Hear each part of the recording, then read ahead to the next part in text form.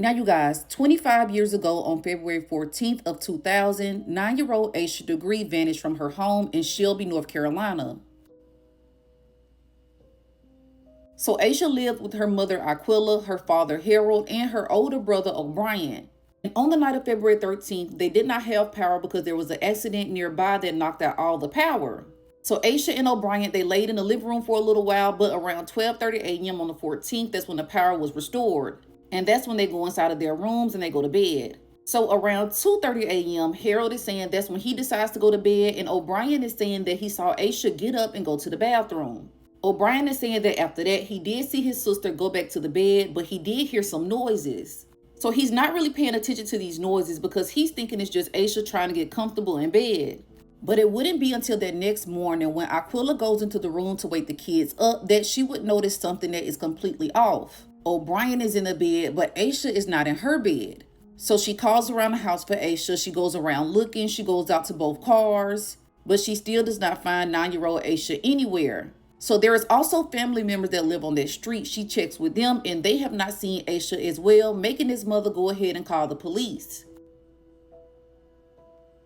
So they kick into action. They do this widespread search. They even do roadblocks, stopping cars, seeing if anybody has seen Asha. And on Highway 18, 2 truck drivers actually saw that they saw somebody who looked like Asha.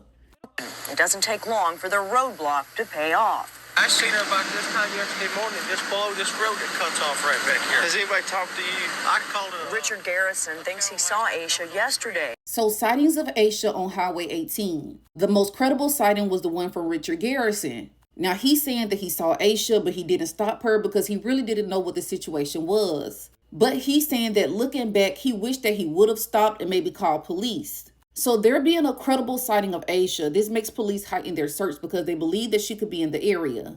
But you guys, that lead goes nowhere and police will not get another lead until 18 months later. So more than a year later, Asha's backpack will be discovered in trash bags. On my way to look at a job, I was explaining to my wife, and she just threw both hands over her mouth, oh my God. His wife recognized the name. It was the name of that 9-year-old girl that she'd seen plastered all over the television. So this man is saying that he had no idea that he had found Asha's backpack. It wasn't until he went home and told his wife what he found and the names on some of the stuff in the backpack where his wife was like, that is a 9-year-old that is missing. So police, they get the backpack, they go through it, and what they find is completely odd. So some of the contents inside of that backpack did not belong to Asha. There was a Dr. Seuss book that was in there that didn't belong to Asha, but it did come from her school. There was also a shirt that said New Kids on the Block that did not belong to Asha as well. Now, what did belong to Asha was her basketball uniform that was inside of their backpack. So her mom is baffled because Asha was extremely upset. Not long before she went missing, Asha's team actually lost the basketball game and Asha felt like it was her fault.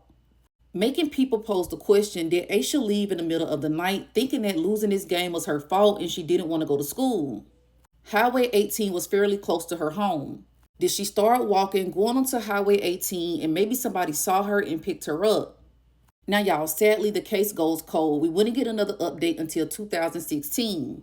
When police come forward and say, hey, we have reason to believe that Asha might have gotten into this vehicle. So it was a very distinct green 1970s Lincoln. This is so significant because in 2024, there will be another piece of evidence that comes out in this case that is tied to this green car and that will lead police to do a raid at a home. Local, state, and federal agents swarmed this and another house for the last 2 days. It's on this man, Roy Lee Dedman's property. He nor a woman he was with at the time wanted to speak on camera other than to just wave and tell us to have a good day. Police serving those search warrants on his property, canvassing the area, and collecting evidence. The evidence including this car, which matches the color of a car that police told us about back in 2016. Who is Roy Lee Dedman and how is he connected to Asha's case? So it turns out that Roy and his wife Connie had 3 daughters, Anna Lee, Sarah, and Lizzie. Anna Lee would have been 13 around the time of Asha's disappearance, and Lizzie and Sarah would have been 15 and 16. So there was some DNA found on Asha's items, and that DNA was linked to a man by the name of Russell Underhill and to Anna Lee. So Russell Underhill actually died in 2004, which would have been about 4 years after Asha was last seen. Now, y'all, this is the connection between Russell and Roy and Connie Dedman. So Roy and Connie ran this care facility, and Russell actually stayed in that care facility, meaning Russell was under the care of Roy and Connie. Now, this is where the story gets kind of strange because Lizzie, which was one of the daughters, would occasionally drive that green car back and forth to take patients to different facilities. Meaning at some point in time, Russell had to have been in that vehicle that was confiscated from the property of Roy and Connie.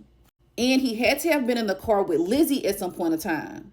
Now, the reason why Lizzie's name is sticking out, remember, this is one of the daughters as well, is because this year on the 25th anniversary of Asha's disappearance, y'all, we get an extremely shocking update.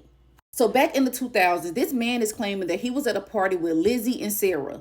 And he's saying that at some point in time, Lizzie got completely drunk and she told him that she unalived Asha. Now, he's saying that Sarah quickly made Lizzie be quiet, but he thought that was extremely strange. Now, the reason why this is so crazy is because just now, police will come out with more information about Lizzie.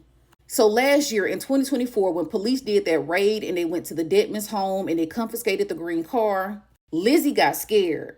Now, they asked Lizzie to do a polygraph test, and at first Lizzie declined. So later on, she took another polygraph test where it was shown that she was being deceptive.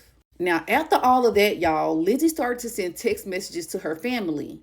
And in these text messages, Lizzie looked like she was completely guilty. She was afraid.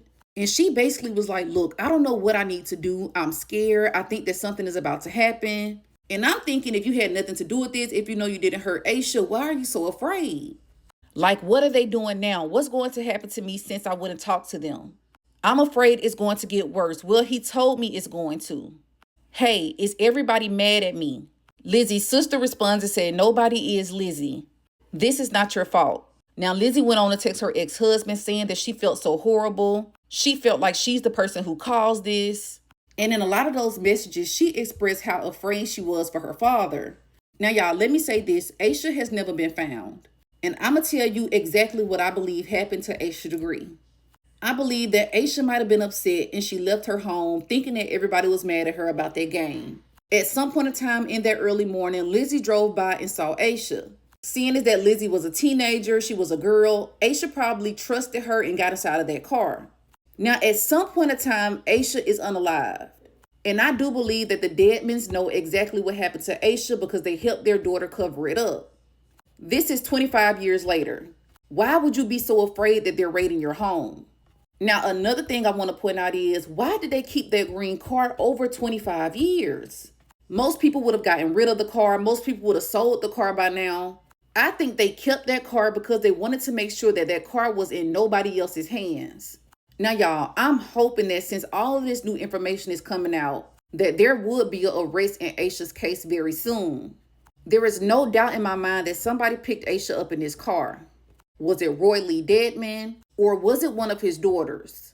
Now, let me say this. Everyone is innocent until proven guilty. We're not accusing anyone of anything. But I think that the key to finding out what actually happened to Asha is going to be with the Dedmans. Now, as always, you guys, comment below, share this. Let's get some more answers in this case. And I will keep you guys updated if any more information comes out.